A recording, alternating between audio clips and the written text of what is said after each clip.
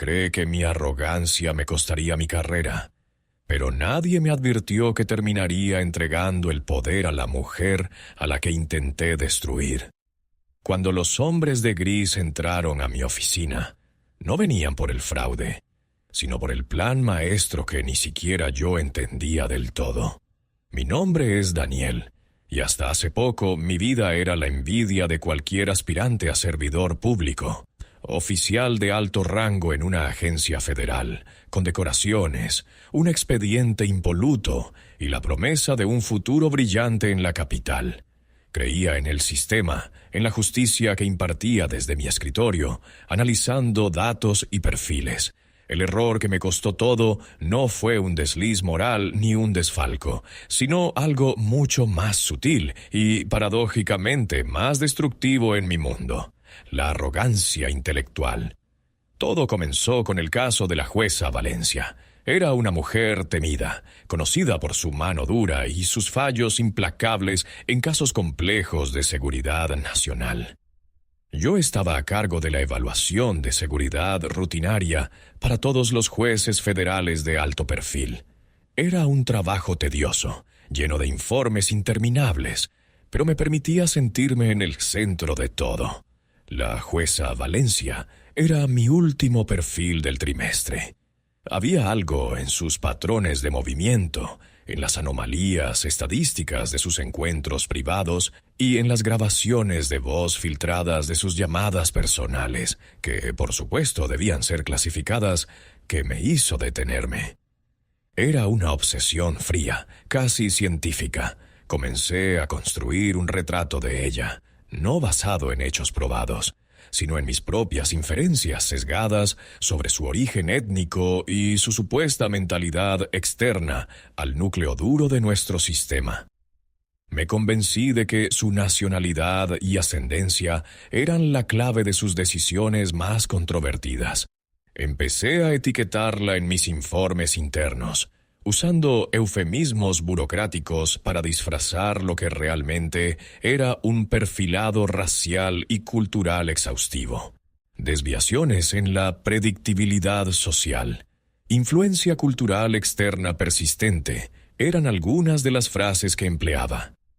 Eran solo palabras en un sistema cerrado. ¿Quién iba a leerlas realmente? Mi supervisor apenas revisaba la primera página. Estaba jugando con fuego, sí, pero sentía que tenía el control total de la cerilla y el combustible. El problema no fue el perfilado en sí. Era una violación grave de los protocolos éticos, pero no era un delito con cargos penales inmediatos. El verdadero desastre llegó cuando intenté probar mi teoría. Quería demostrar que sus fallos judiciales estaban ligados a sus supuestas inclinaciones culturales. Para ello, necesitaba evidencia más contundente que las grabaciones clasificadas que yo ya había accedido. Accedí a registros que no me correspondían. Utilicé mi acceso privilegiado para cruzar datos de su historial médico privado con sus transacciones bancarias internacionales, buscando esa conexión oculta que justificara mi hipótesis. No encontré nada que incriminara sus fallos, pero sí encontré un patrón de transferencias bancarias muy pequeñas y constantes a una cuenta en el extranjero, algo que ella intentaba ocultar meticulosamente. No eran grandes sumas, sino migajas repetidas semanalmente. En mi mente, esto era la prueba definitiva de que estaba siendo influenciada o, peor aún, que estaba financiando algo turbio. Envié un memorando interno, codificado, que sugería una investigación profunda sobre el financiamiento sospechoso de la jueza Valencia, basándome en los datos que había manipulado para justificar mi acceso inicial. Pensé que era mi momento de gloria, de exponer una potencial amenaza a la integridad del Poder Judicial. Pero olvidé un detalle fundamental. La jueza Valencia no era solo dura, era brillante y, sobre todo, estaba conectada. Ella tenía sus propios sistemas de monitoreo para cualquier cosa que oliera a investigación irregular dirigida hacia ella. 2 días después de enviar ese memorando, el ambiente en mi oficina cambió. Los correos electrónicos se detuvieron. Las llamadas se desviaron. Y entonces, esa mañana, mientras tomaba mi café con leche esperando mi informe habitual, 3 hombres con trajes grises y caras sin expresión entraron a mi oficina. No eran de mi departamento. Eran de la unidad de asuntos internos, la misma que investigaba el intento de usar la posición para fabricar un caso.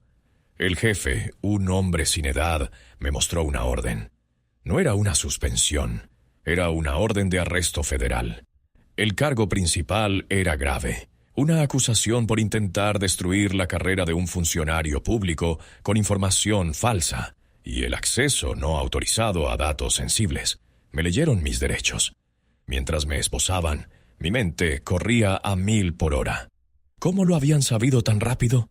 Fui llevado a una sala de interrogatorios que olía a desinfectante viejo. El interrogador no perdió el tiempo en preámbulos. Puso sobre la mesa una pila de documentos.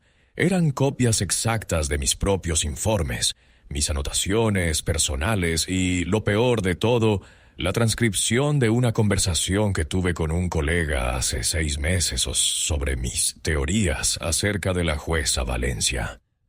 «Oficial Daniel», dijo el hombre, su voz plana como una hoja de papel. «Usted no solo perfiló racialmente a la jueza Valencia, usted intentó justificar una investigación federal basada en prejuicios, cruzando múltiples líneas rojas. Usó recursos del Estado para validar una persecución personal». Yo intenté defenderme, apelar a mi historial, a mi servicio. Solo estaba siguiendo patrones. Eran anomalías que debían ser investigadas. El interrogador sonrió, una expresión seca y dolorosa. «No investigaste anomalías, Daniel. Creaste una narrativa. Y ahora la jueza Valencia no solo ha archivado el caso contra usted por el perfilado, sino que ha solicitado la pena máxima por el intento de difamación y acoso institucionalizado. Su propio expediente de servicio está ahora siendo usado en su contra. El fiscal está pidiendo 15 años de prisión por el uso indebido de su cargo para perseguir a un juez federal, lo que consideran una grave amenaza a la estabilidad institucional. 15 años. Mi vida se había esfumado por unas notas arrogantes en un informe. Estaba acabado. Pensé en el futuro, en la oscuridad de una celda, y sentí un pánico frío. «Hay algo más, Daniel», continuó el interrogador inclinándose sobre la mesa. «Esas transferencias bancarias que usted notó en la cuenta de la jueza Valencia no eran un soborno. Eran pagos médicos regulares a una clínica especializada en el extranjero para el tratamiento de su hijo menor, quien sufre una enfermedad rara y no tratable en el país. Información que usted accedió ilegalmente y usó para manchar su reputación». Me desplomé en la silla. Había destruido a una mujer buena, a una madre, basándome en mi propia ceguera y soberbia. «Y aquí está el giro», susurró el interrogador, mientras la puerta se abría y entraban 2 guardias para llevarme. «La jueza Valencia no es solo una jueza federal. Ella es la magistrada asignada para supervisar la apelación de su sentencia. Y su abogado acaba de informar que ella se presentará mañana en la corte para argumentar su caso contra usted personalmente, oficial Daniel. Su destino no solo será decidido por un juez, sino que será dictado por la mujer a la que intentó destruir. Y créame, no tiene nada de misericordia». La sala de detención era un cubo de hormigón gris, diseñado para absorber cualquier sonido, cualquier esperanza. La noticia de que la jueza Valencia supervisaría mi apelación fue como una sentencia adicional, grabada a fuego en mi conciencia. 15 años se sentían como un eufemismo para la tortura psicológica que me esperaba. Pasé las primeras 48 horas en un estado de shock semiconsciente, negándome a comer, repasando cada momento, cada línea de código, cada frase que había tecleado. Necesitaba encontrar una defensa. un resquicio legal, pero sabía que mi argumento central, que estaba actuando por el bien de la seguridad nacional, aunque mal aconsejado, se derrumbaría ante la prueba irrefutable de mi sesgo personal y mi acceso ilegal a datos médicos de un menor. Finalmente, mi abogado, un hombre con más canas que fe, vino a verme. Se sentó frente al cristal, con una carpeta que parecía pesar más que él. «Daniel, estamos en el peor escenario posible», comenzó sin rodeos. «La jueza Valencia ha movido cielo y tierra para asegurarse de que este caso sea rápido y ejemplar. Ella no busca venganza en el sentido emocional. Busca demostrar que nadie, ni siquiera un oficial de alto rango, está por encima de las reglas que ella defiende. El fiscal ya retiró la parte más dura del cargo de intento de conspiración para dañar la vida pública, pero se aferra a los cargos de acceso indebido y difamación agravada». «¿Y eso qué significa?», logré articular, mi voz ronca por la falta de uso. «Significa que la pena máxima es ahora de 10 años, pero con su perfil y la naturaleza de sus víctimas, el juez de primera instancia no dudará en darnos un castigo ejemplar. La única esperanza real es un acuerdo de culpabilidad que reduzca el tiempo, pero la jueza Valencia se ha negado a negociar. Ella quiere el juicio completo». La idea de un juicio completo era aterradora. Significaría que cada palabra que había escrito sobre ella, cada juicio sobre su origen, sería aireado en la corte pública. Mi reputación, ya hecha trizas, sería pulverizada.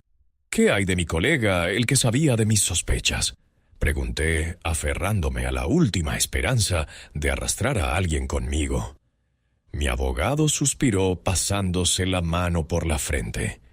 «Ahí está el problema. Tu colega, Marcus, está cooperando plenamente con la investigación interna. Él entregó las copias de tus borradores y testimonió que intentaste presionarlo para que firmara documentos que validaran tu perfilado. En esencia, te dio la espalda para salvar su propio pellejo». Me quedé helado. Marcus, mi amigo de la academia. La traición era un golpe físico. «Pero hay algo más que descubrimos», continuó mi abogado, bajando la voz como si las paredes tuvieran oídos. «Mientras revisábamos los archivos que tú accediste ilegalmente, encontramos registros de que tu perfilado no fue el único. Descubrimos una red de oficiales que estaban utilizando sistemas de análisis similares. Quizás no con tu nivel de hostilidad, pero sí para crear perfiles no autorizados basados en prejuicios sutiles contra ciertas minorías en el cuerpo judicial». Mi corazón dio un vuelco. ¿Una red? Yo creía que era una anomalía, mi error solitario. ¿Y qué van a hacer con esa información? La jueza Valencia tiene 2 opciones, y ambas me aterrorizan. Opción A: ella deja que el caso siga su curso, te condena a 10 años y usa tu caída como una advertencia brutal. Opción B: ella ve una oportunidad para exponer y desmantelar toda la estructura de sesgo que tú apenas comenzaste a tocar, lo que implicaría arrastrar a docenas de personas y quizás exponer información que podría desestabilizar a la agencia por años. Lo que no entiendo es por qué estás siendo tan agresiva contigo si hay más gente involucrada. Necesitas hacer un movimiento ahora, Daniel. Necesitaba apostar. Si ella quería la cabeza de la red, yo era el sacrificio perfecto. Si solo quería venganza personal, un juicio completo me aplastaría. Dile a la jueza Valencia que haré una confesión total y pública en el tribunal, dije, sintiendo una calma extraña. Le diré la verdad sobre por qué lo hice, sobre mi arrogancia, y me someteré a su juicio. Pero con una condición: que su equipo de investigación, la unidad de verificación interna, me permita acceso a los archivos que vinculan mi caso con esa otra red de perfilado que mencionaste. Mi abogado parpadeó incrédulo. «¿Estás pidiéndole que te dé acceso a la evidencia de otros casos antes de tu sentencia? Es impensable». No estoy pidiendo un trato. Estoy ofreciendo la llave maestra, repliqué con firmeza renovada. Yo fui el topo más profundo. Si ella quiere limpiar el establo, yo soy el que sabe dónde están todos los caballos. Dile que si me niega la información, asumiré que ella no está interesada en desmantelar la corrupción, sino solo en castigarme a mí, que estoy dispuesto a hundirme, pero no solo. Mi abogado salió de la sala agitado. Yo esperé. La espera fue más larga que la detención. Horas después volvieron por mí. No era mi abogado. Era el interrogador de la primera vez, acompañado esta vez por un agente de la unidad de verificación interna, una mujer severa con gafas de montura fina. «Daniel», dijo el agente sin preámbulos, «la jueza Valencia ha aceptado tu oferta, pero no por tu información sobre otros. Ella aceptó tu confesión pública, sí, pero su condición es que, una vez que salgas de aquí, no podrás volver a pisar ningún edificio federal. Serás expulsado con deshonor absoluto, y por tu cooperación inesperada, el fiscal ha accedido a reducir la pena a 7 años. 7 años, un tercio de lo que temía. Era una victoria pírrica, pero una victoria al fin. ¿Y la información de la red?, pregunté sintiendo un pequeño triunfo. La mujer me miró fijamente, y su expresión era un enigma. Respecto a esa red, la jueza Valencia ha tomado una decisión muy particular. Ella no quiere que la evidencia de otros eventos problemáticos salga a la luz todavía. Dice que desestabilizaría demasiadas cosas a la vez. Así que, para tu cooperación, te daremos algo más valioso que archivos. Te daremos una advertencia. Si alguna vez, en esos 7 años, intentas contactar a cualquiera de las personas que perfilaste, o si emites cualquier declaración pública sobre la existencia de esa red o de su encubrimiento, ella misma se asegurará de que te imputen por cargos de obstrucción a la justicia, lo que te garantizará el resto de tu vida en prisión por cometer un nuevo delito grave. Me ofrecieron libertad condicional a largo plazo, a cambio de mi silencio total sobre la parte más grande de la podredumbre que había descubierto. Acepté sin dudarlo. Firmé los papeles. El día de la audiencia de sentencia, la jueza Valencia no me miró ni una sola vez. Sus palabras fueron frías, legales, despojadas de emoción. Confirmó los 7 años. Me expulsaron de la sala como un paria. Logré salir de la ciudad antes de que los efectos de la noticia terminaran de asentarse. Fui a una pequeña ciudad costera, irreconocible. Intenté reconstruir mi vida, trabajar en empleos de bajo perfil, sintiéndome cada día el hombre más vigilado del planeta. Estaba cumpliendo mi promesa de silencio, y aunque la pena era manejable, el exilio era un castigo constante. 6 meses después, estaba trabajando en una ferretería. Un día, revisando las noticias locales en mi teléfono, vi un pequeño titular sobre un importante funcionario de mi antigua agencia que había sido puesto en licencia administrativa. No tenía detalles, solo su nombre y el rumor de una investigación interna por conducta inapropiada. Sentí un escalofrío. ¿Sería Marcus? Se había derrumbado su castillo. Intenté ignorarlo, respirar hondo, recordar la advertencia de la jueza Valencia. Pero la tentación era demasiado fuerte. Necesitaba saber si la red había caído, si mi sacrificio había sido en vano. Abrí mi laptop, que solo usaba para juegos sin conexión, y busqué el nombre del funcionario en foros de discusión de seguridad, buscando cualquier filtración. Encontré un hilo oscuro. Estaba lleno de jerga, pero el mensaje era claro. El funcionario había sido el primero en caer por una denuncia anónima presentada hace 6 meses. Mi sangre se heló al leer la fecha de la denuncia anónima. Era el día exacto en que yo había aceptado el trato con la jueza Valencia. Pero el siguiente mensaje en el hilo fue lo que me ahuyente mensaje. En el hilo fue lo que me hizo vomitar mi cena en el fregadero. Esperen, ese hilo sobre el funcionario no es nada. La verdadera bomba es la jueza Valencia. Dicen que renunció de forma abrupta hace una semana y que la verdadera razón no es su salud, sino que ella misma fue investigada por la Unidad de Control de Conducta. Y lo peor es que el caso contra ella fue iniciado por una fuente dentro de su propia unidad. Dicen que la están investigando por ocultar pruebas masivas para proteger a un informante que tenía acceso a información sensible. Y, atención, este informante es un oficial castigado. Su nombre clave en los documentos filtrados es Prometeo. Prometeo. El nombre resonó en mi cabeza como un gong fúnebre. No me habían llamado así en los archivos. Era un alias que yo no conocía, un código que no había creado. Mi mente trabajaba frenéticamente. Si me habían apodado así en los documentos de la investigación de la jueza Valencia, significaba que ella no solo me había usado como chivo expiatorio, sino que me había protegido activamente, alimentando a la bestia con la evidencia de otros para salvarme. Y ahora, esa misma protección le había costado su carrera. La idea de que la jueza Valencia, la mujer a la que había intentado destruir por prejuicios ciegos, hubiera arriesgado su propia reputación para asegurar mi silencio y el de la red, era casi insoportable. Mi castigo de 7 años era una broma comparado con el precio que ella acababa de pagar. Ella había actuado con una moralidad que yo había negado que existiera.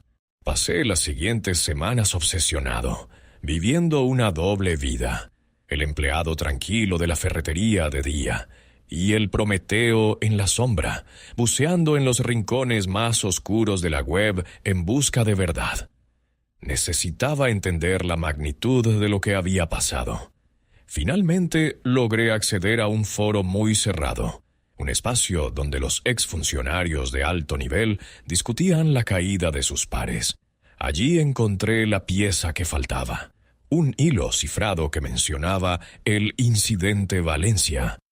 Resultó que la red de perfilado que yo apenas vislumbraba era mucho más extensa y estaba infiltrada en niveles superiores de lo que jamás imaginé. No se trataba solo de sesgos raciales, sino de influencias políticas y financieras que se remontaban a décadas. Mi error, mi perfilado a la jueza Valencia, había sido un grito de alarma que la jueza había interpretado no como un ataque, sino como una prueba de que el sistema estaba enfermo y que yo era un síntoma peligroso, pero potencialmente útil. Ella no solo me había salvado de 10 años, sino que había usado mi confesión como pólvora. Mi aceptación de culpabilidad y mi silencio sobre la red fueron la moneda de cambio para que ella pudiera exponer la corrupción sin ser acusada de encubrimiento o de conspiración.